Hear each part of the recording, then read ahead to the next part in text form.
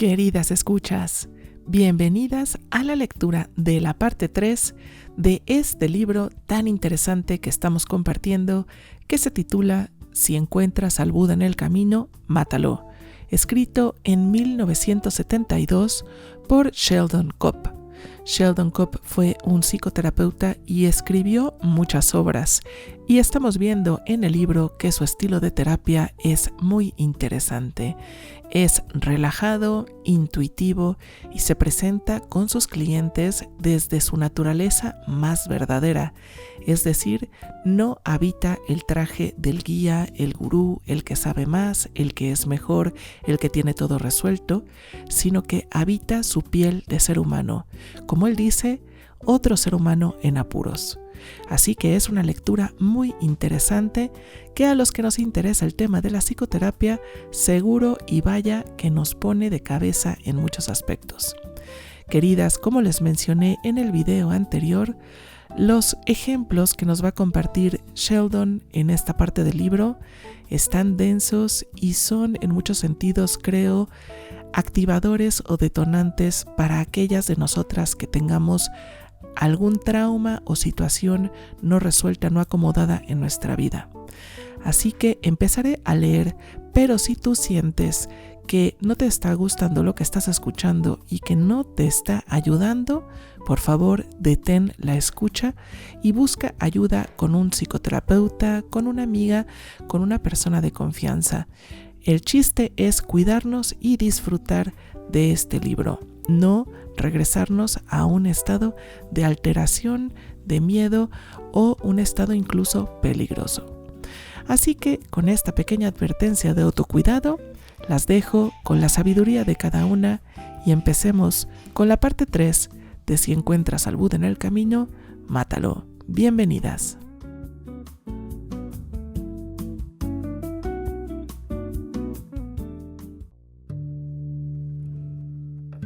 Tercera parte. Fragmentos de la educación de un necio. En la narración de los cuentos hasta ahora me he presentado como gurú, como guía, como el peregrino más experimentado. Ahora revelaré al novato tambaleante que una vez fui cuando comencé la peregrinación que es mi trabajo. Y así es que estos 3 cuentos son fragmentos de la educación de un necio. Hace media vida, siendo un hombre muy joven y un psicoterapeuta en gran parte inexperto, llegué con arrogancia como un visitante condescendiente a una residencia para criminales dementes. Mis pacientes iban a ser esos parias vergonzosamente descontrolados, conocidos como delincuentes sexuales. Vine a enseñarles a vivir y me quedé el tiempo suficiente para yo aprender de ellos. Vine a guiarlos. La mayoría de las veces fracasé, pero a veces, mientras viajábamos juntos, nos ayudamos mutuamente. No tengo claro, incluso ahora, si alguna vez les di tanto como ellos me dieron a mí.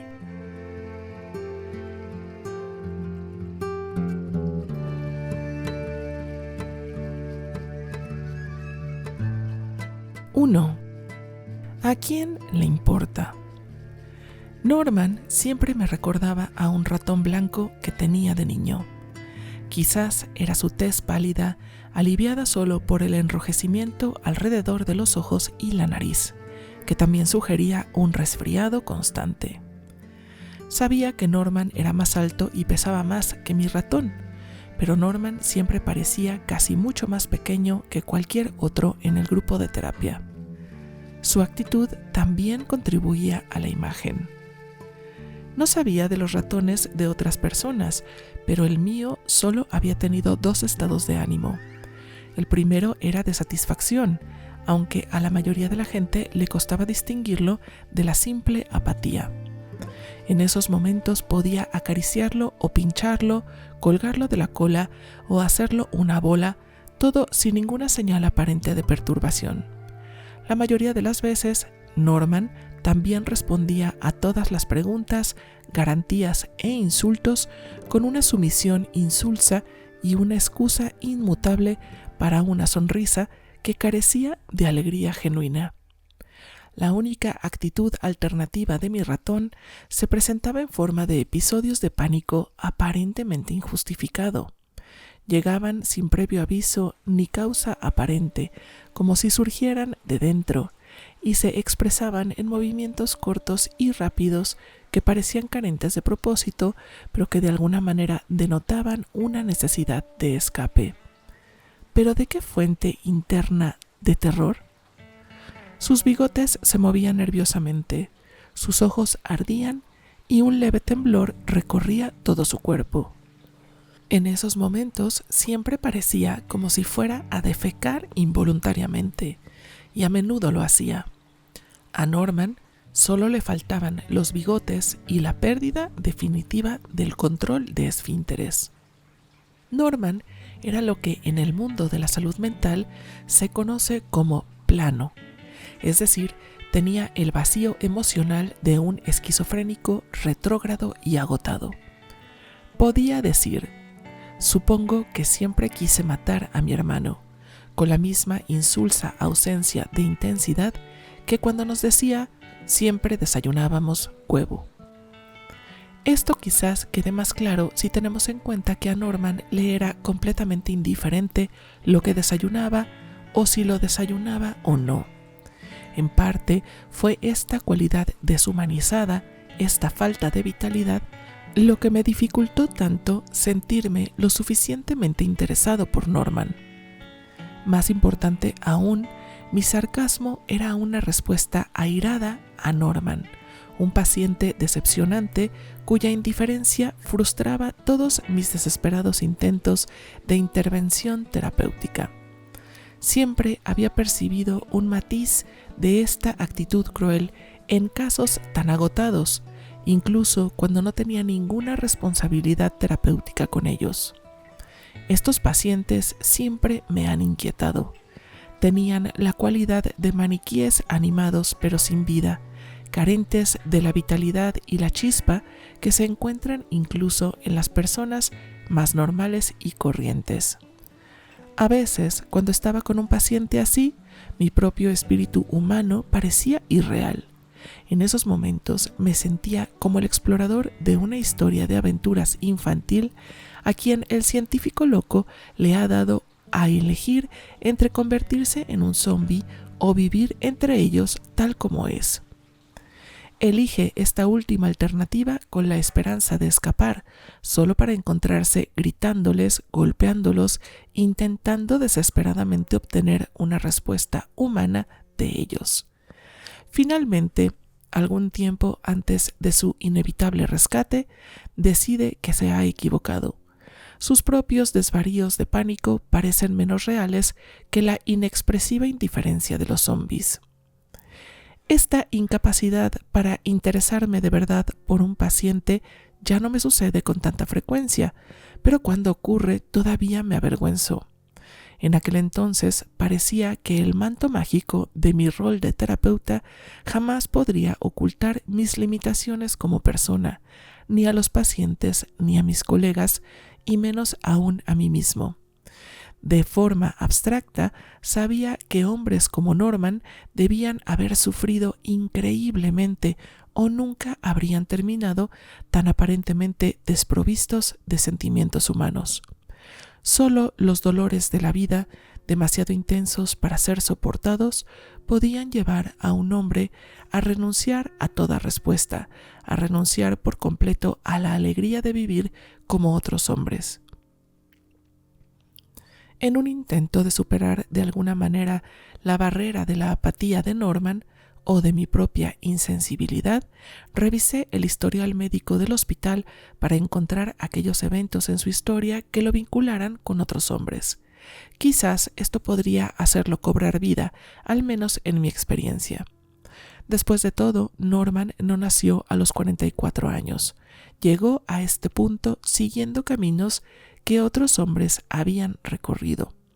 Su cuadro clínico sin duda lo confirmaría, además de revelarlo como un individuo único a su manera. Esto es lo que encontré. Norman, nacido el 5 de enero de 1911, parto normal, enfermedades infantiles comunes. Terminó el 8º grado. Inteligencia considerada dentro de los límites normales. Historial laboral esporádico, en su mayoría no cualificado.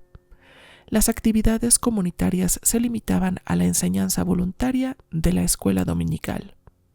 Nunca se casó ni salió con nadie. Sus padres nacieron en Alemania. Su padre falleció de gripe cuando el paciente tenía 6 años. Su madre, aburrida e inválida por causas desconocidas. 2 hermanos mayores, ambos con más éxito escolar y laboral, ninguno de los cuales estaba casado. Los 3 vivían en casa en el momento del arresto más reciente del paciente. Quienes lo conocían lo describían como tímido, solitario, tranquilo, cooperativo y apacible. El presente delito no era el primero y 5 cargos anteriores eran bastante similares. Arrestos previos resultaron en 2 desestimaciones por falta de pruebas, una multa de $200, 1 año de prisión en el hospicio del condado y otros 5 años de prisión estatal. Hubo otros actos similares en los años intermedios que Norman admitió posteriormente, pero no se volvió a descubrir su paradero durante varios años. Para cuando fue arrestado, la legislatura estatal había cedido a la presión de psiquiatras locales, organizaciones de salud mental y otros grupos similares, por los que Norman fue sentenciado bajo la nueva ley de delincuentes sexuales psiquiátricos. Hubo mucha oposición a este estatuto, ya que enfatizaba la terapia y la rehabilitación de los pacientes, en lugar del castigo y la disuasión de los pervertidos criminales. La resistencia de la ciudadanía temerosa de Dios y con una vida recta se superó en parte porque el estado vecino había aprobado recientemente su propio estatuto similar. La competencia por lograr el gobierno más progresista del noreste fue una importante fuerza moral. Este complejo de presiones dio lugar a algunas extrañas paradojas. Así, aunque Norman fue internado en un hospital psiquiátrico para recibir tratamiento psiquiátrico, en lugar de ser sentenciado nuevamente a prisión por encarcelamiento punitivo, su cargo decía así. La acusación 296 recita que Norman, el día 21 de junio de 1954, en la ciudad de Ridgeville, con fuerza y armas, en y sobre una tal Catherine, una niña menor de 16 años, estando entonces y allí, felonosamente cometió un asalto y entonces, felonosamente, perversamente, diabólicamente y contra el orden natural, tuvo una relación venérea con la susodicha Catherine. Y entonces y allí, felonosamente, perversamente y diabólicamente, y contra el orden natural, con la susodicha Catherine, cometió y perpetró el detestable y abominable crimen de sodomía, que no debe nombrarse entre cristianos, para gran disgusto de Dios Todopoderoso, para gran escándalo de toda la humanidad, contra la paz de este gobierno estatal y la dignidad de la misma, y además contrariamente a las disposiciones del Estatuto Estatal número 7A 154-3. El historial médico continuó con una breve evaluación psiquiátrica que decía acerca de Norman: sensorio claro, sin alucinaciones o delirios provocados, alcoholismo, drogas e intentos suicidas negados, emocionalmente plano, pensamiento vago y confuso, solitario y retraído, sin sentimiento de culpa con respecto a la historia de abusar sexualmente de niñas prepúberes. Impresión diagnóstica, reacción esquizofrénica, tipo indiferenciado crónico. En general, revisar el historial médico hizo poco para que Norman cobrara vida o despertara la preocupación por él que yo esperaba sentir.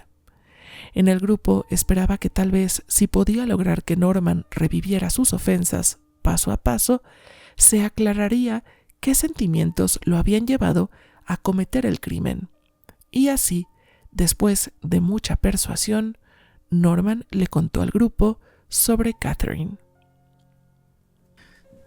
Era muy bonita, cabello rubio y todo, y delgada. Me gustan delgadas. Las gorditas se ven muy viejas y se sienten muy blandas. Ella solía venir a la farmacia donde yo iba a mirar las revistas, ya sabes, las de fotos. Tenía un montón de buenas ideas y compartíamos nuestras opiniones y cosas así sobre las fotos. Después de un tiempo me dejó comprarle un refresco. Realmente me estaba empezando a gustar, siendo tan inteligente y todo eso. Entonces, un día me llevé mi cámara y le pregunté si le gustaría ir al bosque y tomar algunas fotos. Dijo sí de inmediato y supe que ella también estaba enamorada de mí. Me pregunté si pensaba en mí por la noche, ya sabes, como yo pensaba en ella. Bueno, en fin, cuando llegamos al bosque no probé nada nuevo ni nada, al menos no de inmediato. Ya sabes, a las chicas no les gusta eso la primera vez que van a algún sitio contigo. Me excité bastante fácil. Primero hablé con ella sobre lo mucho que nos gustaban las mismas cosas y todo eso, y lo inteligente que pensaba que era. Le gustó esa parte. Y luego, como siempre hacía antes de intentar algo, empecé a suponer, ya sabes, como suponiendo que un chico la besara, ¿le gustaría? Y luego suponiendo que el chico fuera un chico como yo. Y luego, supongamos que fuera yo. Así de fácil. Dijo que le gustaría, así que la besé. Y después de un rato la invité a quitarse las bragas para poder frotarla. Y luego incluso pude metérsela un rato, ¿sabes?, por detrás. Y le gustó mucho. No le dolió ni nada, dijo. Jugamos mucho tiempo, demasiado supongo. Por eso su madre empezó a preguntarle. Y entonces sus padres se enfadaron y la alejaron de mí. Querían que rompiéramos, así que me metieron en la cárcel. El grupo se quedó atónito, y algunos se horrorizaron por la forma tranquila y desvergonzada en que Norman contó la historia. La recitó sin más intensidad que la nostalgia de un amor lejano, ya no doloroso, pero aún recordado con nostalgia.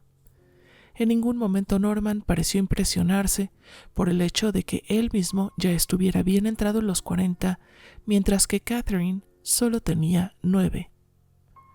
La sesión de Norman, si es que se le puede llamar así, no llegó hasta casi un año después. Fue un largo año para mí. Realmente no hubo ningún cambio perceptible en Norman durante esos meses. Me di cuenta de que le prestaba cada vez menos atención.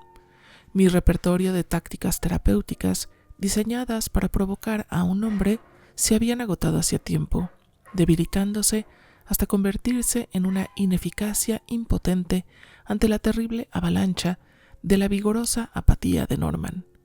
Los demás hombres también lo ignoraban a menudo, o incluso parecían molestos cuando despertaba lo suficiente como para comentar con ingenua irrelevancia. Ya ni siquiera intentaban burlarse de él, porque su sincera gratitud por su atención los hacía sentir ligeramente culpables.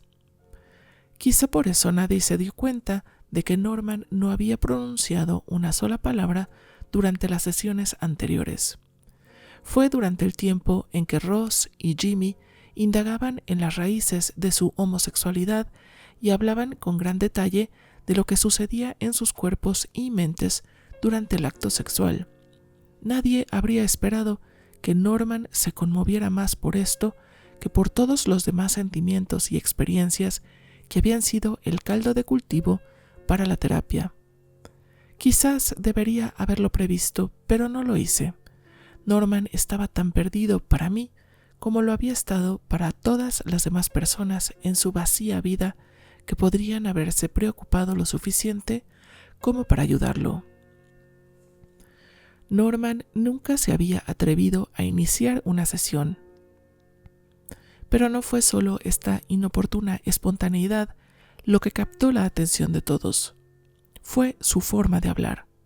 Había una nueva presión que impulsaba sus palabras entre sus labios pálidos por la tensión y una tirantez en su tono, como un instrumento de cuerda afinado un poco demasiado alto, y habló con un volumen altísimo del que aparentemente no se había percatado, como si los demás estuvieran demasiado lejos para mantener un tono de conversación.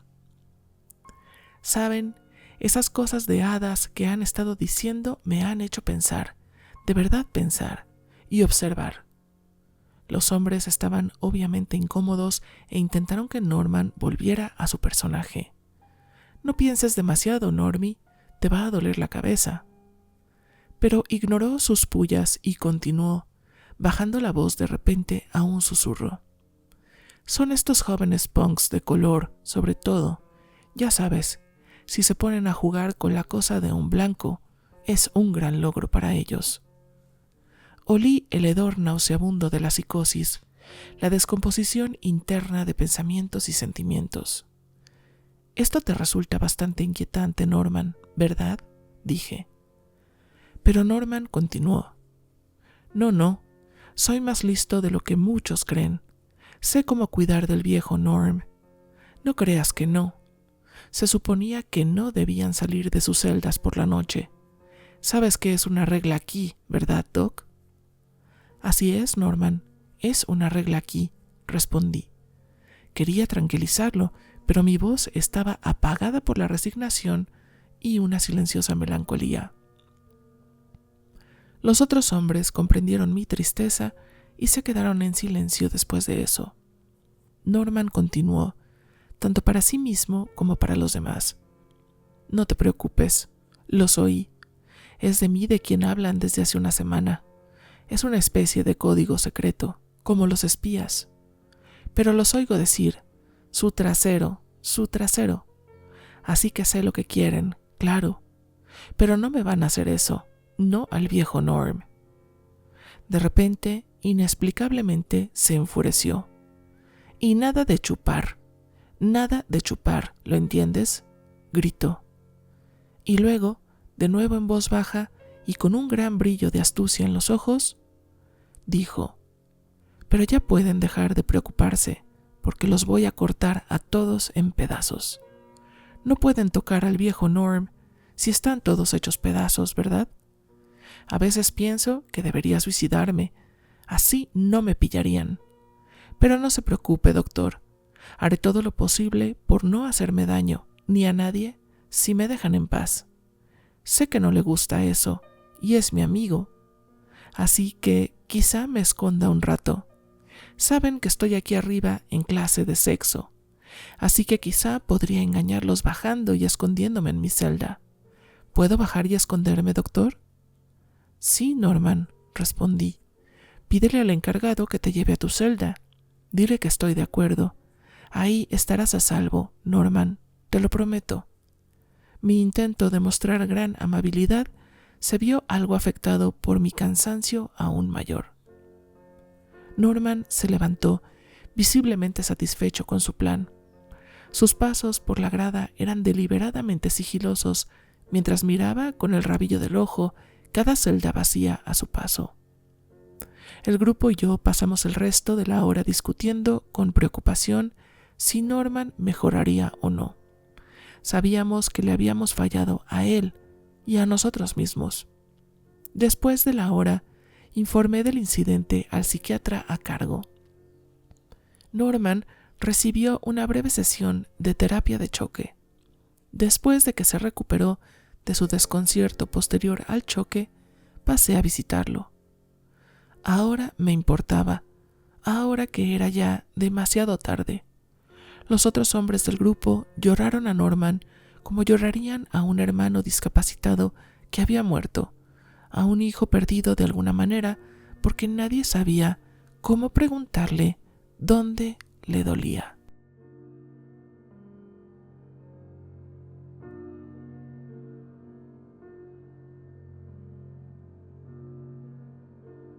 Dos.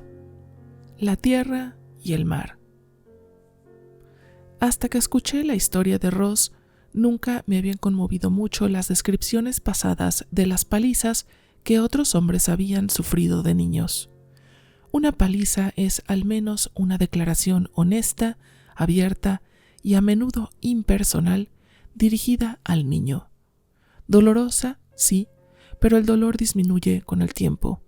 Las muchas veces que me habían golpeado como castigo por portarme mal, siempre podía distinguir cuando era injusto. Una vez que lo tuve claro, podía devolver el odio y rebelarme de una manera que me hacía sentir limpio y libre. La forma más frecuente en mi propio hogar eran los momentos en que la paga del pecado consistía en tener que sentarme y escuchar relatos desgarradores de sacrificios paternos e ingratitudes de hijos. Las semillas de la culpa estaban tan bien sembradas que la cosecha de la ansiedad se recogía cada vez con mayor abundancia en cada etapa de la vida de un hombre. Los frutos incontrolables se detenían o al menos disminuían solo cuando, con la ayuda de mi propio terapeuta, excavé con mucho esfuerzo todo el campo para poder plantar mi propia cosecha. Incluso ahora, tantos años después, recordar la historia me eriza el vello de la nuca y los brazos, evocando la antigua sensación de vacío e impotencia que parece estar en mi garganta y en la boca del estómago al mismo tiempo. Se la contaban una y otra vez a los niños en inglés, en yiddish o en una combinación arbitraria de ambos. Se la contaban en un momento en que mamá estaba preocupada porque los niños no apreciaban el gran tesoro que tenían en su amor. De niño era diferente. Entonces supieron lo que era una madre y estaban tan agradecidos que se arrodillaron para dar gracias a Dios por ese tesoro. Pero en su América, ¿qué es una madre? Tierra bajo los pies de los niños que ella había parido con dolor. Una bendición para Colón, decía. Se refería, por supuesto, a una maldición para este gentil que había empezado todos los problemas. Pero así uno lo sabía, pero ella nunca lo decía. Entonces llegaba. Mamá siempre empezaba con su versión de una pregunta retórica, o al menos una que respondía rápidamente para que sus hijos desagradecidos no le dieran la respuesta equivocada. ¿Saben qué es una madre? Pues les diré que es una madre. Una madre es amor y sufrimiento y solo tienen una, y no sabrán lo que vale hasta que llegue el momento de hacer Shiva y llorarla. Y entonces será demasiado tarde. Esperen, les contaré una historia de lo que una madre sufre por la felicidad de sus hijos. En este punto, su voz invariablemente adquiría el ritmo y la cadencia de la liturgia de la sinagoga. Siempre contaba la historia como si nunca la hubiéramos escuchado. Una vez, hace mucho tiempo, podía ser en cualquier momento, una madre es madre sin importar cuándo. Así que, una vez, en algún momento del pasado, vivían una pobre madre judía, viuda y su hijo. Ella lo crió sola. No era un mal chico, pero a los 18 años se enamoró de una shiksa. Había muchísimas chicas judías guapas en su pueblo.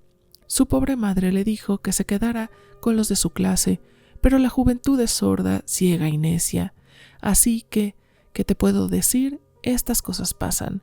Sucedió que se enamoró de esta hermosa shiksa, el amor irreflexivo de los jóvenes.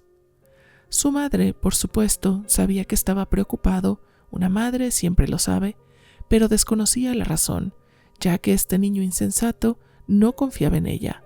Ahora bien, la shiksa no iba en serio con el niño, tonta como era, solo jugaba con él.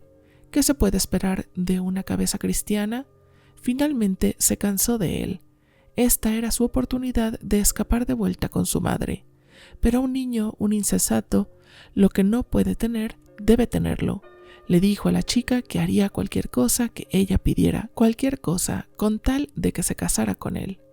Finalmente, para terminar con él para siempre, la shiksa hizo un terrible pacto con él, sabiendo que nunca lo cumpliría. Ni siquiera un goy pediría esto en serio.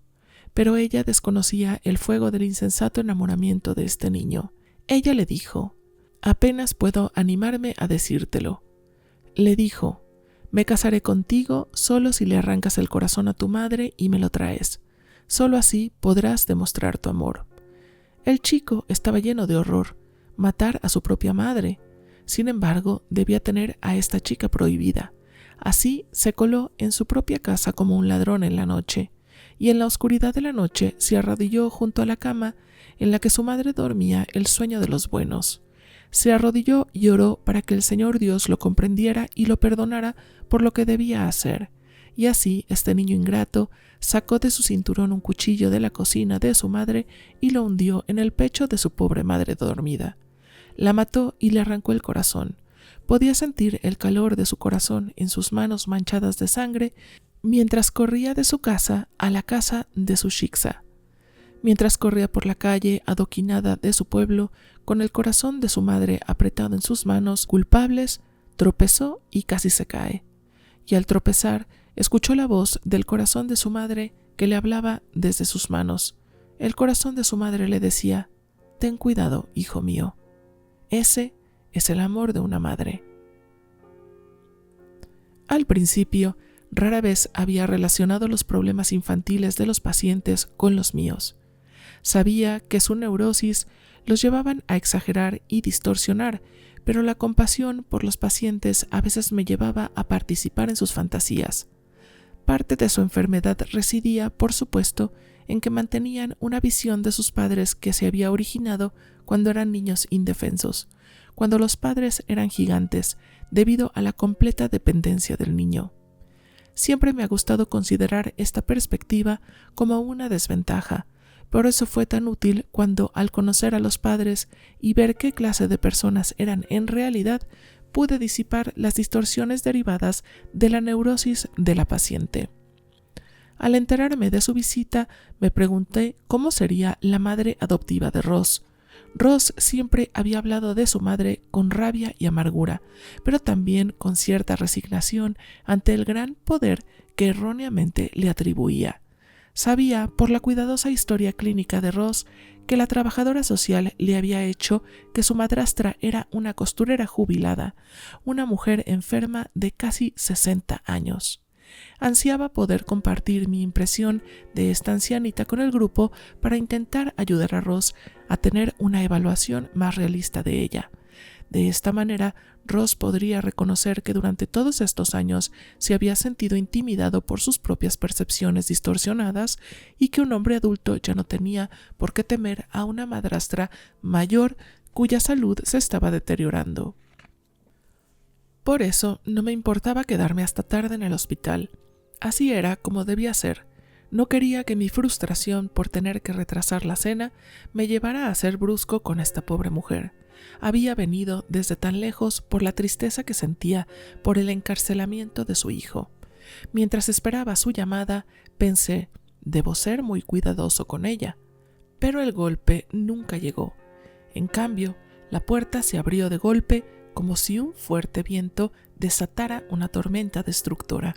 Y entonces llegó la tormenta en forma de una mujer enorme, cuya cabeza gris acero y hombros imponentes se asomaban por la puerta, arrastrando el resto de su corpulencia. Vestía con sobriedad y llevaba un cinturón bien ceñido, aunque no sugiriendo una preocupación por la feminidad, sino más bien recordándome el blindaje tan necesario para el funcionamiento más eficiente de un tanque Sherman. Blandía una gran cartera de cuero negro, sin adornos, que se balanceaba amenazadoramente sobre mi cabeza mientras se detenía bruscamente frente a mi escritorio, y siguió con su brazo extendido la acusación.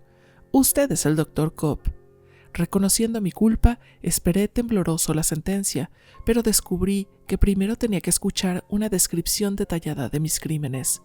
En ningún momento se me permitió intervenir en mi defensa, aunque lo intenté en varias ocasiones. El escrito de acusación decía lo siguiente: «Tuve que venir hasta aquí en un tren caluroso, casi $3 ida y vuelta, y yo con un problema cardíaco. Es gente como tú la que hace sufrir a los demás. No me vengas con eso de que solo haces tu trabajo. Mi Rosie ni siquiera debería estar aquí. Un buen chico metido con esos criminales empedernidos. Si de verdad se meten problemas después de que lo saque de aquí, la culpa recaerá sobre ti. La suciedad, la comida horrible. Seguro que no come sus verduras y es muy quisquilloso para comer. Era un niño muy delgado. No, no me hables de eso. Soy contribuyente y algún día los demás se darán cuenta de todo esto. Ahora bien, ¿a quién debo ver para esto? ¿Quién es tu jefe? Quiero que me den de alta a mi Rosie inmediatamente o al menos que lo metan en una zona más limpia del hospital. Ahí dentro con todos esos asesinos y ladrones y cosas peores. No, no quiero oír nada de esas mentiras que dijeron sobre Rosie en el juzgado. No lo conoces o no podrías creer toda esa porquería. No es cierto. ¿Cómo podría serlo? Fíjate en lo meticuloso que es su ropa, siempre pulcra y limpia. No se ha dejado bañar ni una sola noche en mi casa desde que lo acogí cuando tenía 8 años. Así que simplemente dime cómo pudo haber hecho alguna de esas cosas repugnantes que dijeron en el tribunal. No, no te atrevas a repetirlas. Soy una buena cristiana. No he ido a la iglesia todas las semanas para oírte repetir todas esas groserías que estudian los psiquiatras. Esto continuó y continuó mientras mis intentos de interrumpirla se volvían cada vez más débiles. Cuando finalmente concerté una cita para ella con el director clínico del hospital, lo hice con ira y amargura, pero también con una especie de resignación ante el gran poder que había encontrado en ella.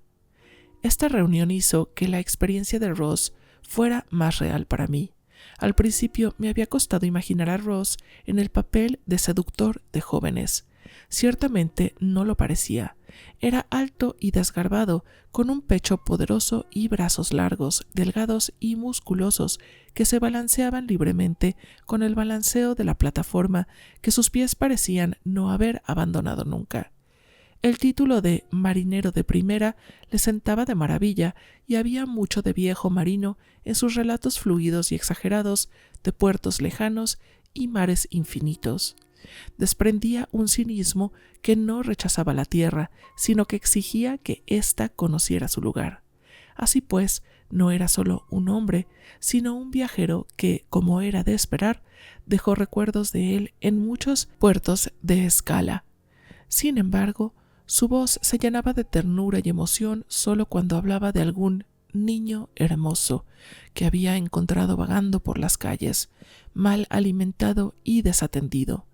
Contaba cómo recorrían los mercados y bazares del puerto hasta encontrar una brújula o un telescopio perfectos que lo llenaran de asombro y emoción. Habiendo cautivado así al niño, lo llevaba a comer todo lo que pudiera de lo que quisiera. Le compraba la ropa que más admiraba, le daba más dinero del que jamás había tenido y luego lo llevaba a una habitación amueblada. Una vez en la habitación, lo sentaba en su regazo y le decía: «Ahora me gustaría que me dejaras amarte. Si no quieres esto, puedes irte, pero tanto si te quedas como si te vas, puedes conservar todo lo que te he dado. Y tanto si te quedas como si te vas, nunca más te daré nada, ni comida, ni dinero, ni regalos. Si te quedas, será solo porque quieres dejarme amarte». Insistía en que muy pocos de los chicos se marchaban, por lo que sabía con certeza que muchos deseaban su amor. Siempre describía estos encuentros como sus horas de la verdad. Pasaron meses antes de que saliera a la luz que muy pocos de los 3 chicos entendían inglés, el único idioma que él hablaba. En años anteriores, la mayoría de estos amoríos ocurrían solo cuando su barco atracaba en puertos extranjeros. Aunque no había mujeres a bordo de los cargueros que navegaba, por alguna razón nunca había buscado una pareja sexual entre sus compañeros. En cambio, pasaba su tiempo libre leyendo, escribiendo un diario de sus fantasías y discutiendo su propia metafísica cruda y cínica con cualquiera a quien pudiera provocar o conectar de alguna manera. Y cuando su barco estaba en puerto, solía comenzar su permiso en tierra buscando una mujer, y a veces incluso encontrando una para compartir su cama. Pero muy pronto surgía el asunto de la baratija. Su madre adoptiva, la única madre que había conocido, sin duda agradecía el dinero que le enviaba, pero si de verdad era un buen chico, también debía enviarle una baratija, algún pequeño detalle, para demostrarle que nunca la olvidaría, por muy lejos que estuviera en el puerto extranjero en el que desembarcara. De alguna manera, estar con una mujer de la calle o incluso buscarla le recordaría esta obligación. Es extraño como el recuerdo de su promesa a esta furiosa mujer de Dios que lo había criado con lecturas de la Biblia y azotes surgiera infaliblemente cada vez que estaba con algún vagabundo hedonista para quien podría ser cualquier hombre con dinero.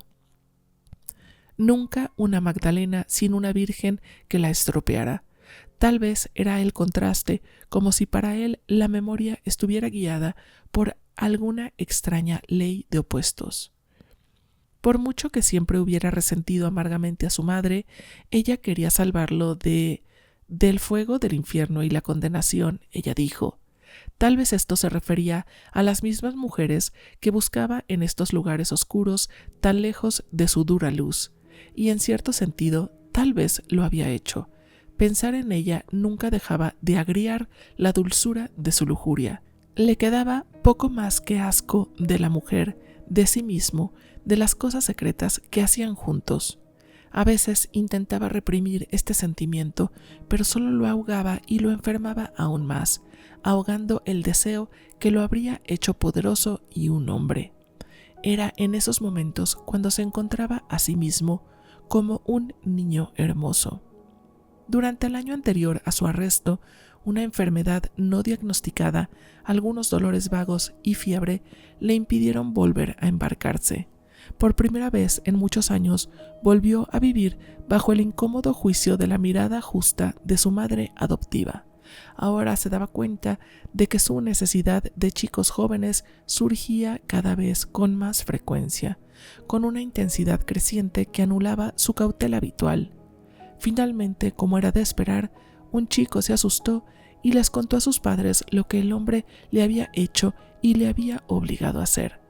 Fue su arresto por este encuentro lo que llevó a Ross a este grupo de terapia. A lo largo de los muchos meses de tratamiento, Ross parecía una extraña mezcla de disimulo y franqueza. A menudo se mostraba bastante franco en su preocupación por el dolor y la infelicidad de los demás hombres, pero cada vez que se lo señalaban o se lo apreciaban, rápidamente se volvía distante o gruñía sarcásticamente.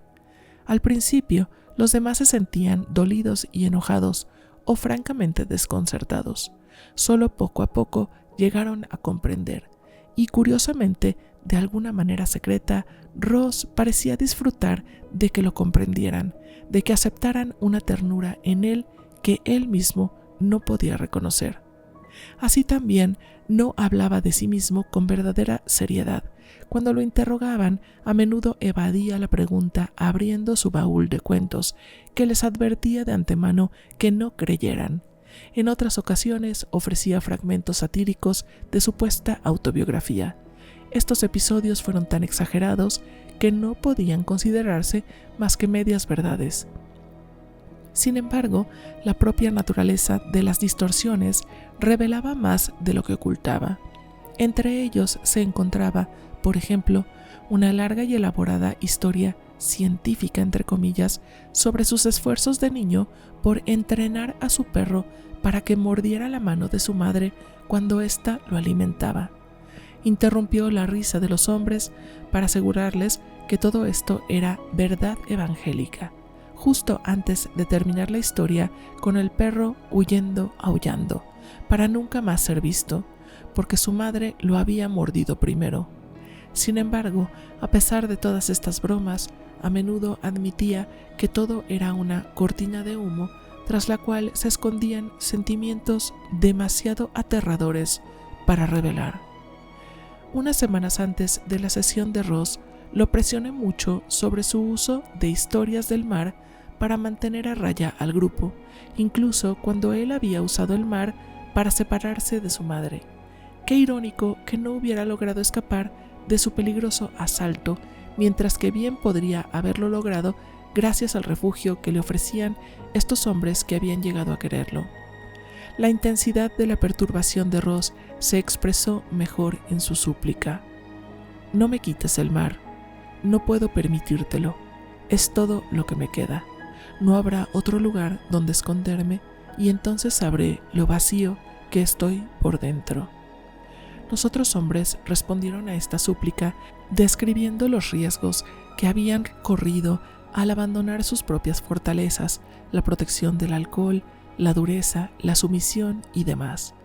Estas confesiones tenían una franqueza que conmovió a Ross a pesar suyo.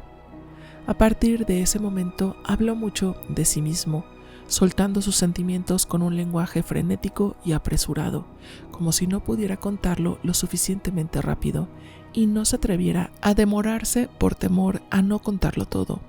Contó cuánto había extrañado a su padre. A cada edad inventaba nuevas historias, también contadas que sus compañeros de escuela lo envidiaban por el padre ausente que tanto eclipsaba las suyas.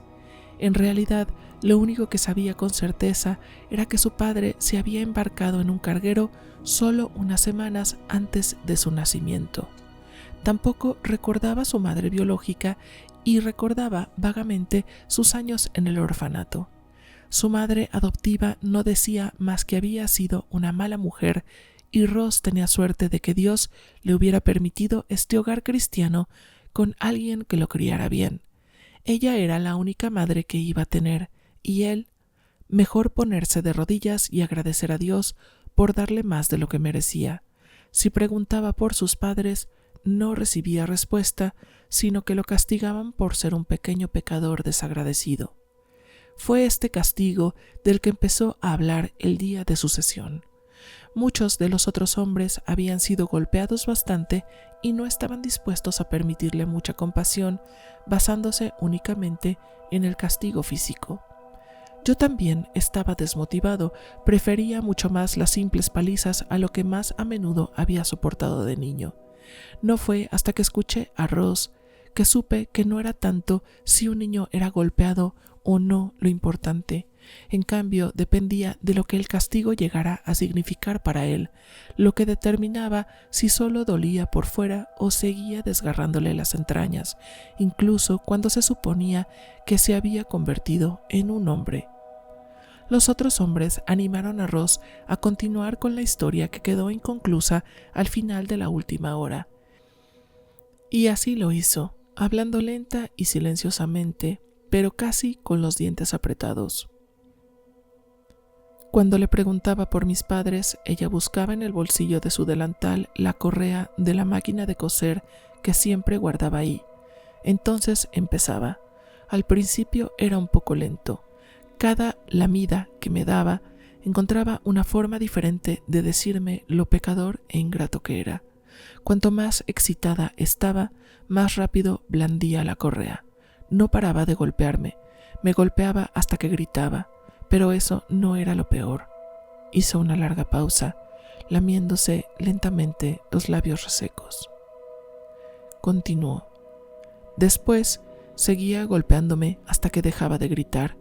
Dios, a veces era difícil parar, y entonces, una vez que me calmaba y me ponía a gimotear, me hacía acercarme y decirle que la quería y que lamentaba haber sido tan ingrato con la única buena madre que Dios me había dado.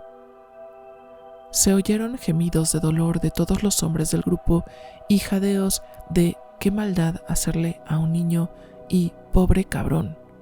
Ross hizo una pausa, respiró hondo y volvió a empezar.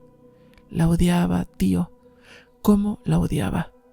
Y luego, con un tono desesperadamente más ligero, incluso intenté matarla una vez. Sí, le puse cristales de polilla en el té, pero ni siquiera lo probó. Y no me atreví a probarlo de nuevo. Pero eso ya quedó atrás. Ah, claro, quería matarla, ¿sabes? Como le apetece a un niño. Cristales de polilla, ¿te lo imaginas? Solo que ahora he crecido y las cosas son diferentes. ¿De verdad son diferentes por dentro?, pregunté. Ross intentó quitarle importancia, pero yo insistí y también algunos de los hombres. Vieron cómo Ross apretaba los dientes, se encorvaba hacia adelante y se agarraba a la silla con dedos blancos, y le desmintieron. Después de unos pocos intercambios, continuaron, pero él dejó de responder. Cuando por fin saltó de su asiento, el grupo lo recibió con repentino silencio y aprensión. Podían ver la mirada de loco en sus ojos. Se volvió lenta y pesadamente hacia mí. «Quiero tu silla, la voy a tener», graznó con voz ronca. Ya fuera por miedo o por sabiduría, me levanté rápidamente y me hice a un lado. Pensé, Dios, ¿cómo necesita esta silla? Me mataría por ella. Pero a Ross solo le respondí en voz baja, «Claro, si tanto la quieres, Ross, puedes tenerla». Por un instante, Ross pareció abatido y decepcionado. Luego, al sentir que cobraba fuerzas, dio un paso adelante, agarrándose al pesado respaldo de mi silla vacía. Al levantarla, se oyeron jadeos de miedo, pero nadie se movió. Ross parecía estar perdido en sus pensamientos mientras se alejaba del grupo. Se dirigía lentamente hacia los barrotes de la celda más cercana y luego bajaba y avanzaba la silla con una fuerza repentina y descomunal. Aunque el astillamiento de la madera al chocar contra los barrotes de acero debería haber devuelto la vida a todos, nadie se movió. Me sentí extrañamente desconectado de todo aquello. El miedo y el temblor no llegarían hasta más tarde, en otro lugar y en otro momento. Por el momento me encontré especulando con indiferencia, como si se tratara de una situación hipotética improbable.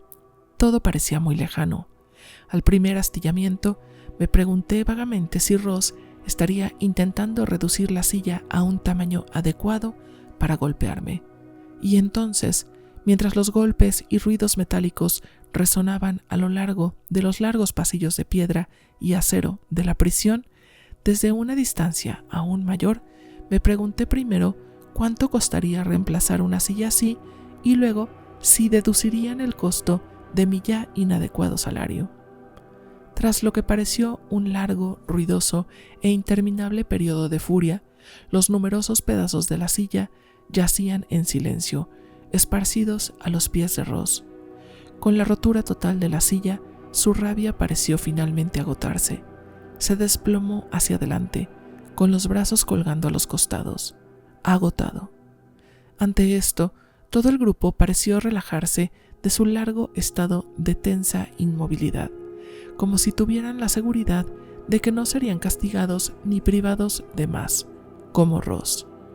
«Qué curioso», me dijo Ross. «Todo el tiempo que estuve destrozando esa silla, pensaba que tendría que recoger los pedazos y llevármelos a mi celda. Pero ahora no hace falta. ¿Quién necesita una silla vieja y rota? Una silla que, para empezar, nunca fue cómoda». «Sí, otra cosa. Me alegro mucho de que no intentaras detenerme. Eres un buen tipo, la verdad. Quizás el único que lo entiende todo, quiero decir. No quiero hacerte daño de ninguna manera. Sin embargo, cuando fui por la silla, de alguna forma loca, quería tener la oportunidad de pelear contigo. Una locura, ¿no?» «Quizá te liaste con tu madre un tiempo», dije. Ross asintió. Ahora el grupo empezó a responder, primero con risas nerviosas y bromas para disipar la tensión. Entonces se pusieron a explicarse seriamente qué significaba todo esto. Se lo explicaron principalmente el uno al otro, porque Ross y yo no escuchábamos con mucha atención. No hacía falta. Ambos lo sabíamos, cada uno a su manera. Ross no habló mucho de su madre en los meses siguientes, pero ahora su ternura hacia los demás hombres era abierta, orgullosa y floreciente, y se alegró cuando los demás reconocieron cómo era él. Finalmente, poco antes de su liberación, empezó a hablar con nostalgia de una joven que había conocido, una viuda que se quedó con 2 niños pequeños cuando su marido se ahogó en el mar. Nunca supe cómo terminó todo. Ross nunca llamó ni escribió una vez que se fue a la calle. Sin embargo, sentí que bien podría ser mejor para él como lo había sido para mí. Durante todo este tiempo, los asistentes de bata blanca se habían estado amontonando tras la reja cerrada al final del largo pasillo. Solo entonces esos cabrones abrieron la puerta y corrieron heroicamente a rescatarme. Recuperé la conciencia dolorosamente en ese mismo instante y los despedí con disgusto. De repente me sentí muy cerca de Ross y tan exhausto como si yo también hubiera escupido mi furia. Ross se tambaleó de vuelta a su silla y la llevó torpemente hasta donde yo estaba. «Tome, Dr. Cobb, tome la mía», jadeó. «Gracias», respondí en voz baja, mientras me acomodaba con cansancio en la silla de Ross. Ross, a su vez, se desplomó en el suelo como una marioneta a la que le hubieran cortado los hilos, y se incorporó hasta sentarse contra la pared de piedra. Parecía de alguna manera mayor y muy cansado. Por un instante, sus ojos volvieron a brillar mientras decía con ferocidad: «Me quedaré hasta el final. Esta es mi sesión y puedo terminarla. Después podrán encerrarme, pero no hasta que termine». Recuperé la calma al responder: «Puedes quedarte, Ross. Todo va a estar bien. Los he despedido. Ya no están aquí».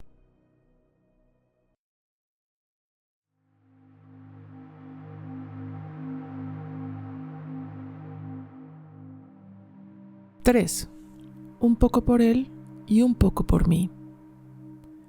El encargado del ala abrió la gran puerta de acero de la celda de aislamiento. La abrí y encontré al nuevo interno descansando en una silla de madera, inclinada hacia atrás, apoyada contra la pared de la celda como si estuviera tomando el sol.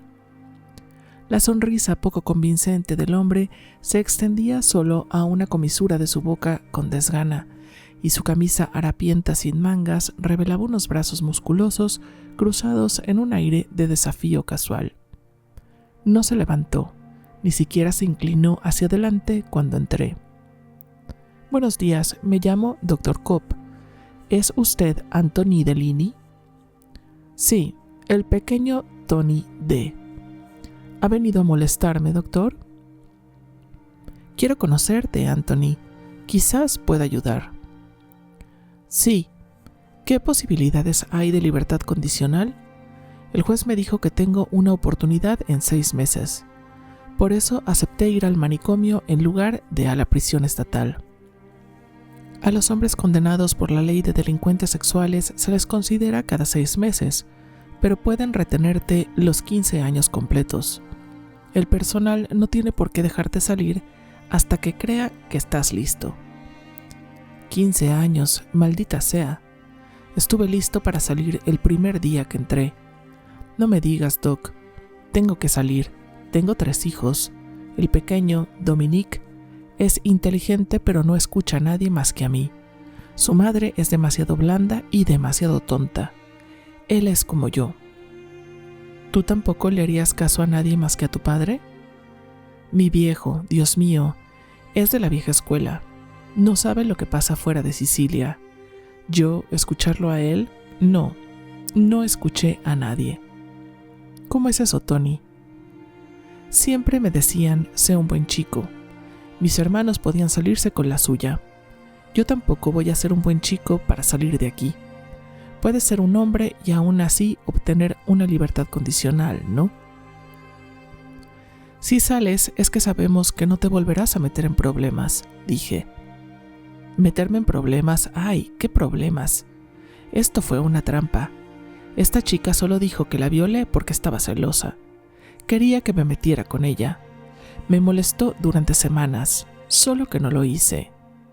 «¿No te metiste con ella porque estabas casado?», pregunté. «No, hombre, porque era una perra. Esa tía era tan fea que...»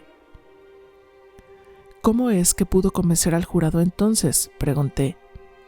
«No tuve jurado. Ese estafador de mierda me hizo declararme noli algo. Noli me contendere. Eso significa que no impugnaste el caso. No afirmaste ser inocente en el tribunal. Sí, ese bastardo dijo que no tenía defensa porque estaba tan borracho que no podía recordar lo que pasó esa noche. Recuerdo que vino a hablar conmigo mientras estaba sentado en el coche, tomándome una pinta. pero nada más. Hombre, estaba como un borracho. Entonces, ¿no sabes realmente que no la violaste?, dije. De hecho, supongo que no. Cuéntame más sobre los problemas que tuviste para llevarte bien con tu familia. No tuve ningún problema. Ellos me causaron problemas. ¿Puedes darme un ejemplo de cómo te molestaron?, pregunté. ¿Un ejemplo? Oye, podría darte 1.000.000 de ejemplos. Dime el último que recuerdes justo antes de la violación. No violé a nadie. Bueno, entonces el último antes de que te dijeran que violaste a la chica. Claro, déjame pensar, Tony empezó. Lo recuerdo, era Navidad. Se suponía que era una época feliz, ¿no? Bueno, estábamos en una fiesta familiar en casa de mi madre. Todos mis hermanos estaban ahí con sus esposas. Todos estaban bebiendo.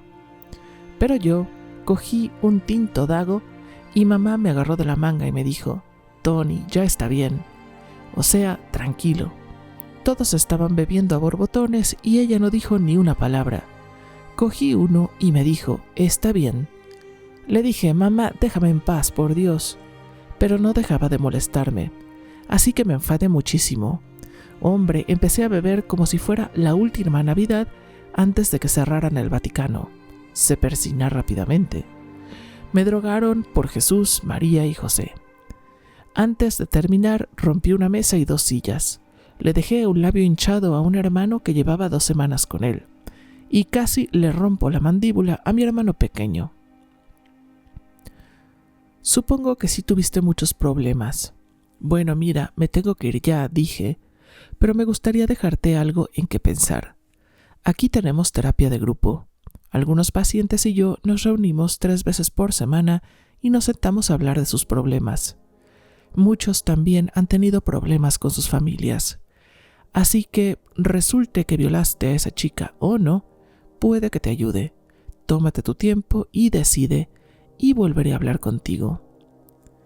Oye, doctor, no tengo que pensarlo, no violé a nadie, pero si me dan la libertad condicional, me afiliaría al Partido Comunista. Cuenta conmigo.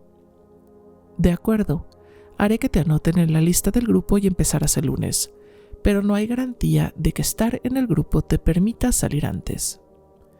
Al irme, me di cuenta de que Tony había hablado con mucha intensidad y había gesticulado dramáticamente a su manera italiana, pero no se levantó. Ni siquiera enderezó su silla desde su ángulo de indiferencia contra la pared de la celda. Desde ese primer encuentro, fui plenamente consciente de las diferencias en las culturas que nos habían engendrado. Sin duda, respondía a algo más básico que nuestras contrastantes formas de expresarnos. Y sin embargo, las diferencias en nuestros gestos parecían ser la clave de nuestras herencias tan distintas y de cómo aprendimos a ver nuestra relación con el mundo. Los gestos de Tony eran claramente sicilianos, aunque nunca había estado más cerca de la isla italiana de sus padres que yo del gueto de inmigrantes de Europa del Este donde se criaron mis abuelos. Ambos podríamos haber pasado por nativos, al menos en pantomima. Los gestos expansivos de Tony se extendían en grandes esferas desde sus hombros musculosos hasta sus manos firmes y aceitunadas. Atrapaban a su público con la fluida intensidad de emoción con la que sus brazos se extendían hacia arriba y hacia el mundo. El poder de su voz gutural se exhibía con ventaja y era dramatizado por el crescendo y diminuendo de sentimientos primitivos representados silenciosamente en el movimiento suave y fuerte de sus brazos. Se enfrentó al mundo con pasión y entusiasmo, con un impulso fuerte, sangre caliente y una repentina explosividad. En contraste, yo tenía mucho de judío. Yo también gesticulaba al hablar, pero sin la típica exhibición pictórica italiana de sentimientos. Más bien, mis movimientos reflejaban las incertidumbres y complejidades internas de las obsesivas líneas de pensamiento entrecruzadas que subyacen a lo que intentaba decir. Aunque no había estudiado el Talmud, mi mente funcionaba con la tradicional ponderación de alternativas, el deleite de comunicar y discutir las incertidumbres del mundo interior, donde las respuestas cambiaban constantemente y donde solo las preguntas eran eternas. La franqueza de los gestos de Tony le hacía parecer que la vida era más clara y comprensible. Mi forma de hablar, no verbal, era más limitada e irregular. Se dejaba sentir en el encogimiento de hombros, una inclinación torcida de la cabeza y el movimiento abrupto e intrincado de mis antebrazos menos musculosos y mis manos casi delicadas. Era casi como si mis brazos superiores estuvieran firmemente unidos a los costados de mi cuerpo, con todos los movimientos confinados a extensiones del codo y la muñeca, diseños intrincados que acentuaban la complejidad de mis reflexiones. Mis gestos reflejaban la lucha de la razón, intentando salir del tortuoso sendero de callejones sin salida en un laberinto de ideas. Estos eran mis contrapartes de la forma en que Tony desataba y derramaba sus sentimientos lujuriosos. Aún así, había reciprocidad. Cada uno de nosotros era un hombre, completo a su manera. Tony no carecía de pensamientos, al igual que yo no carecía de sentimientos. Era más bien una cuestión de primacía, uno actuando según sus impulsos y luego preocupándose por las consecuencias, el otro lidiando con las implicaciones y el significado de sus actos antes de poder ejecutarlos. Durante la terapia, me esforzaría por ayudar a Tony a comprender sus sentimientos para poder afrontar el mundo de forma menos irracional. Y quizás, con suerte, algo de la lujuria de Tony se contagiaría a su maestro, liberándome de comprender demasiado bien como para poder expresar mis sentimientos sin la restricción de la razón. La actitud de resistencia indiferente que vi en Tony ese primer día continuó en las reuniones de grupo, pero después de 3 meses de peleas conmigo y con el grupo, el esperado comienzo de Tony estaba a punto de ocurrir. Esta iba a ser su sesión. Quizás debería haberme dado cuenta de lo que se avecinaba cuando vi a Tony paseando por la grada justo antes de que empezara la hora.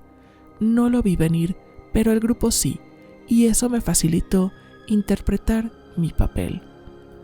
La atención se centró en Tony desde antes del comienzo, en diversas actitudes, desde la indiferencia hasta la tensa anticipación. 7 pacientes, todos delincuentes sexuales, estaban sentados en las sillas enfrentadas.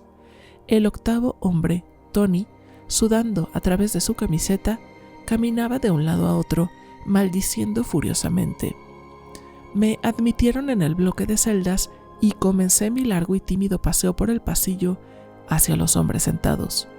Tony me vio, dejó de caminar y adoptó un aire de exagerada indiferencia. Habló como si se dirigiera al grupo, pero intencionadamente lo suficientemente alto como para que yo lo oyera. Bueno, como si fuera el hombre del momento. Continuó de pie, desafiante, hasta que me senté. Luego, al encontrar solo apatía o enfado en los rostros de los demás hombres, se sentó con gran naturalidad. Martin respondió: «¿Sabes, Tony? Solo has estado en terapia un par de meses. Llevo casi 1 año y he observado que cuando un paciente intenta asumir una actitud de...» Ed lo interrumpió. «Si le vas a decir algo, por el amor de Dios, dilo para que todos podamos entenderlo». «Ah, vale, lo siento», se disculpó Martin. «Lo que quiero decir es que cuando un paciente finge no ser serio en grupo, normalmente tiene algo importante en mente que le da demasiado miedo mencionar». Tony lo desafió de inmediato. «Estás diciendo que soy un gallina. Mira, quizá no fui a la universidad como tú, pero soy un hombre. No me metí con ningún niño de 8 años y no le tengo miedo a nada». Ross intercedió. «Yo tampoco fui a la universidad, pero no me molesta que Martin lo hiciera. ¿Cómo es que hablas de eso cuando él está intentando contarte sobre...?» Pero Tony no lo dejó terminar. Bueno, olvídate de la universidad. Solo recuerda que soy tan hombre como cualquier otro de este edificio.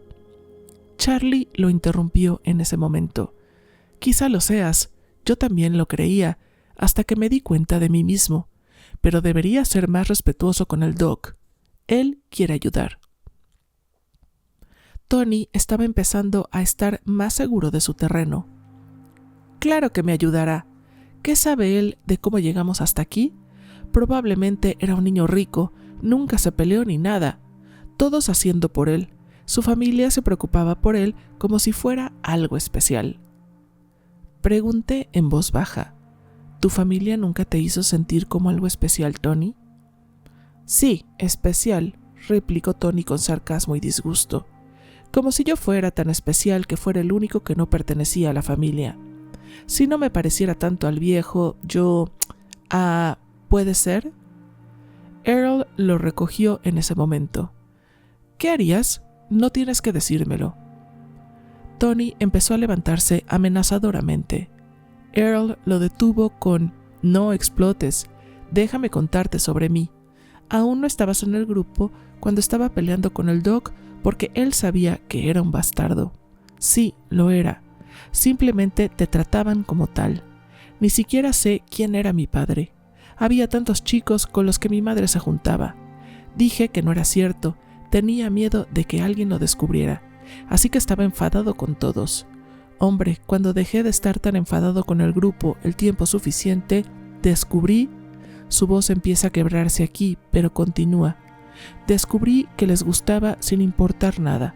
Ser un bastardo, exponerme a las mujeres, simplemente no importaba. Dejé de estar enfadado y empecé a llorar como un niño pequeño. Al principio me avergoncé, pero me hicieron ver que a veces se necesita más hombre para admitir que necesita llorar. ¿Por qué no lo intentas? Tony estaba lejos de estar dispuesto a comprar todo eso. ¿Por qué no te lo metes? No he llorado desde que tenía 2 años, ni siquiera cuando el viejo me dio una paliza, y era un toro, como del viejo país. Con una sensación de anhelo, Don habló. Vaya, tenías algo y lo tiraste. Si mi padre solo me hubiera azotado una vez, para que supiera que le importaba lo que fuera de mí. Jimmy, que había estado en silencio más tiempo de lo habitual, replicó con: maldita sea, mi viejo siempre estaba borracho. Me pegaba solo porque andaba por ahí. Mi hermano era listo, salió primero, y después de un tiempo yo también dejé de andar por ahí. Oye, Doc, ¿se supone que debemos conformarnos con eso? El viejo me ignora cuando está sobrio y me patea el trasero cuando está borracho. ¿Y se supone que debo tomar eso por amor, como dice Don? Respondí con simpatía. Es difícil conformarse con tan poco. Pero Jimmy no lo iba a aceptar. Conformémonos, demonios. Podría haber prescindido de ese hijo de puta bastante bien. Muchas gracias, pero esta vez me quedaré al margen. Lo intenté de nuevo. Aunque nos has dicho que no puedes entenderlo, pero de alguna manera normalmente consigues que tus amantes homosexuales te den una paliza. Ross vio el punto. Sí, ¿qué te parece? Martin explicó con su habitual erudición insensible. Creo que es una compulsión masoquista. Tony eligió a Martin como su objetivo esta vez. Creo que eres un montón de mierda de ballena, universitario. Pero Jimmy se había dejado llevar por mi último comentario. No, espera, hombre. ¿Quieres decir que sigo intentando conseguir la única atención que me ha brindado mi padre? Norman interrumpió con ingenuidad. ¡Qué tontería! Nadie quiere salir lastimado. Martin intentó recuperar su prestigio explicándole a Norman. Norman, parece que nunca lo entiendes. Los motivos son complicados. Ellos... Pero Ross no se quedó de brazos cruzados. De acuerdo, Martin, no vale la pena sermonear a Norman solo porque está tan acostumbrado a hablar con niños que es el único que te deja hacer de profesor. Norman estaba más que dispuesto a defender a Martin. Me cae bien Martin, Ross. Es muy inteligente. Me lo contó todo sobre astronomía, los planetas y todo eso. Tony interrumpió con sarcasmo. Alguien debería contarle a ese tipo sobre la vida en la Tierra. El grupo rió, pero Norman pareció no darse cuenta. Norman actuó como si nunca hubiera oído hablar de todo esto. ¿No te gustaba tu familia, Tony? Tony respondió sin enfado esta vez. ¿Gustarme? Claro que me gustaban. Tenía una buena familia. Los italianos son muy unidos, 4 hermanos. Todos crecimos en un barrio peligroso. Oye, solían decir, ahí vienen los 4 jinetes. Todos nos metimos en algún lío, pero yo cada vez me metía más. A ninguno lo encerraron, salvo a veces por beber o algo así. Hablé despacio y con calma. Empiezas a preguntarte si era algo acerca de ti. Pero Tony fue sabio conmigo. Claro, eres igual que la vieja. Algo anda mal, así que debo ser yo. Jimmy intentó detenerlo. No te está culpando, hombre. Solo está tratando de averiguar qué salió mal. A Tony le dio asco. Eso es, defiéndelo. ¿Qué demonios te pasa? Él puede permitirse ser generoso. Se va a casa por la noche. Pero tú estás atrapado aquí como yo, a menos que nos convirtamos en buenos chicos. Tómalo y métetelo, hombre. Me acerqué, más seguro de mi terreno ahora. Parece que sientes que todos la tienen tomada contigo, igual que en casa, Tony. Ross se burló. ¿Qué pasa, Tony? ¿Quieres que Martin te diga que tienes un complejo de persecución? Tony se lo echó en cara. Solo olvídate o te llevaré afuera y te meteré el complejo por el trasero. Todos rieron, Ross con risa muy nerviosa. Earl intentó volver a terreno serio. En serio, hombre, antes creía que el Doc me molestaba constantemente. Me hizo ver que tenía resentimiento. Si buscas pelea, supongo que siempre la encuentras. Tony espetó desafiante. Puedo encontrarlo y puedo terminarlo. ¿Ganaste la pelea con tu familia, Tony? ¿Lo desafié? Jimmy se subió al carro. Sí, ¿cómo es que si ganaste, eres tú el que está encerrado? Tony parecía menos seguro de sí mismo al responder. Bueno, fui a donde quería y no volví a casa hasta que estuve listo. Y si quería drogarme, también lo hacía. Hablé sin esperar. ¿Alguna vez conseguiste que te quisieran, Tony? Siguió una larga pausa durante la cual el grupo guardó un silencio sepulcral, esperando. La voz de Tony temblaba ahora. Deja esa mierda. Podrían haberme querido de niño, si hubieran querido. Fue Charlie quien respondió. Da igual si ya no te quieren. Veo que buscas las cartas de la anciana incluso cuando no te envía nada. Tony se estaba desesperando.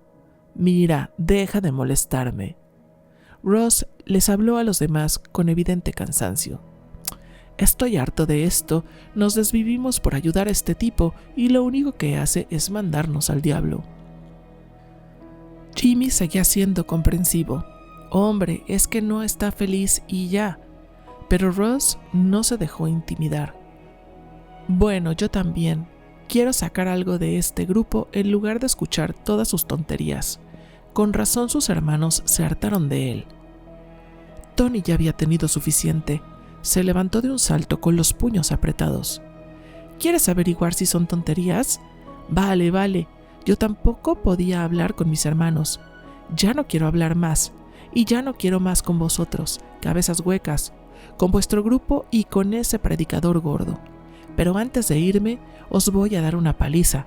Pueden encerrarme en aislamiento 1 año, pero solo porque soy demasiado hombre para este grupo. Todos vosotros metiéndonos encima todo el tiempo. Bueno, voy a meterme con uno de vosotros para variar. Eres un hombre de palabra, Ross. Veamos lo grande que eres de verdad. Levántate, cabrón. Tony pasó junto a mi silla, moviéndose rápido, agachado como un luchador, dirigiéndose hacia Ross, quien estaba en el borde de su silla, pero aún sentado. Extendí la mano y la puse sobre el brazo de Tony como para detenerlo. Dije en voz baja: Tony, ¿está d'acord? Tony se detuvo. Su movimiento se interrumpió como si una cámara que había proyectado la imagen hubiera dejado de girar. El color desapareció de su rostro. Cuando se giró para mirarme, su voz salió en jadeos roncos, como si acabaran de recibir un golpe en la boca del estómago. Dios mío, por un minuto fue como si mamá estuviera aquí. Hubo un gran silencio. El grupo parecía desconcertado pero expectante. Sabían que esta iba a ser la sesión de Tony. Se giró hacia el grupo. Saben, el doc ni siquiera es italiano. Luego, vacilante, continuó: cuando vine por primera vez, le dije estas palabras en italiano y las recordó. Incluso las dijo como un guineo. ¿Qué significa, Tony?, preguntó Jimmy suavemente, como si temiera romper el hechizo. Oh, significa tómalo con calma. Mi madre solía decírmelo a mí, pero no a mis hermanos. Pero el doc creo que simplemente no quería que me metiera en problemas. Miré directamente a los ojos de Tony. Así es, Tony, y tal vez no soy el único. Para Ross también tenía sentido y ahora quería ayudar. Si ya no estás enfadado conmigo, quizá el doctor diga que tu madre también te quería. Tony empezó a enfadarse, pero no pudo contenerse. Ah, sí. Bueno, tú solo. Mierda. Supongo que no estoy realmente enfadado contigo, Ross. Don habló con vergüenza.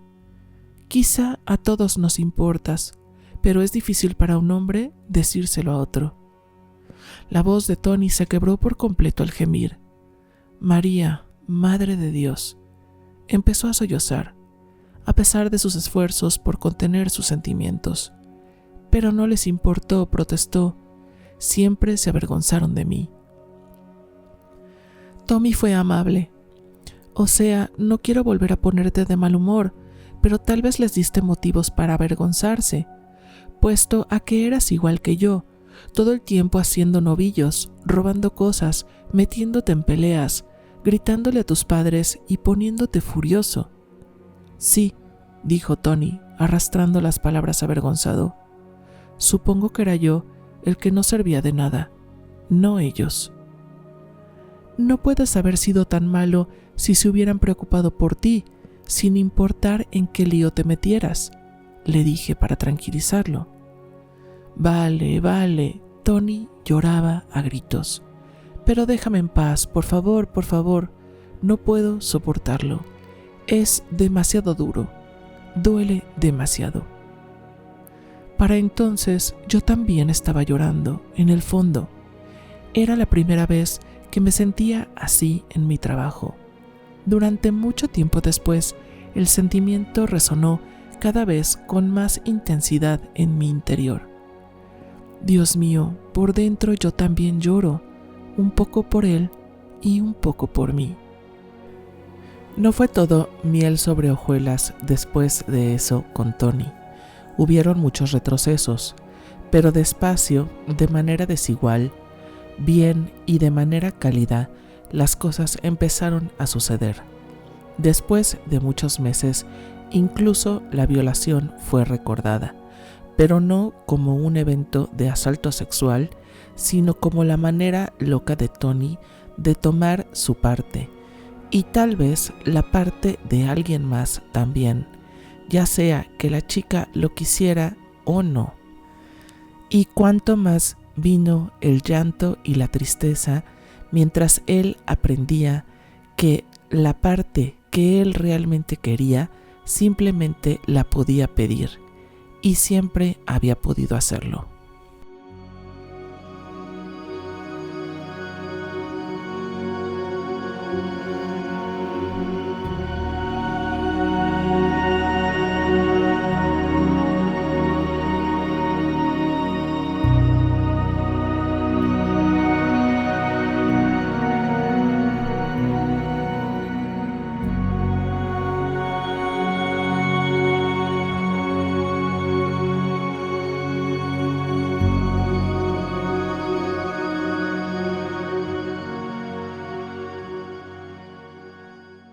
Queridas escuchas, pues ¿cómo se quedan con esta tercera parte de este gran libro escrito por Sheldon Koepp? Impresionante, ¿verdad? Cuando lo leí, contacté con muchas partes de mi interior y creo que principalmente caí en cuenta de cómo tanto hombres como mujeres somos criaturas tan sensibles, delicadas, inocentes, puras en nuestra infancia, y cómo la violencia del mundo que encontramos nos puede trastornar y deformar en nuestra adultez. También caigo en cuenta de cómo podemos volvernos tan indiferentes a nosotros mismos y a nuestras emociones que podemos llegar a infringir el mal y no darnos cuenta de cómo estamos destruyendo a otros seres inocentes, así como lo fuimos nosotros. Y creo que lo tercero en lo que este capítulo me ayuda a reflexionar es en que todas las almas merecen una segunda oportunidad o tantas oportunidades como sea necesario. Bien nos comparte el autor que debe pasar mucho tiempo antes de que podamos desandar el camino del anestesiamiento y podamos regresar a la sensibilidad y a la conciencia. Y para eso necesitamos el apoyo de otros seres humanos. Qué conmovedor que este es un grupo de psicoterapia dentro de una cárcel para delincuentes de delitos sexuales, y aún en ese entorno tan contraído, tan hostil, tan limitado, estos hombres, simplemente por el hecho de sentarse en círculo y hablar de sus problemas, fueron muy poco a poco derritiendo hasta donde se pudo las estructuras que los mantenían en un estado de automatía e inconsciencia, congelados. Es muy conmovedor para mí. Espero que lo estén disfrutando. Nos vemos seguramente muy pronto con la cuarta y última parte. Las abrazo con el corazón y gracias por estar aquí. Hasta pronto.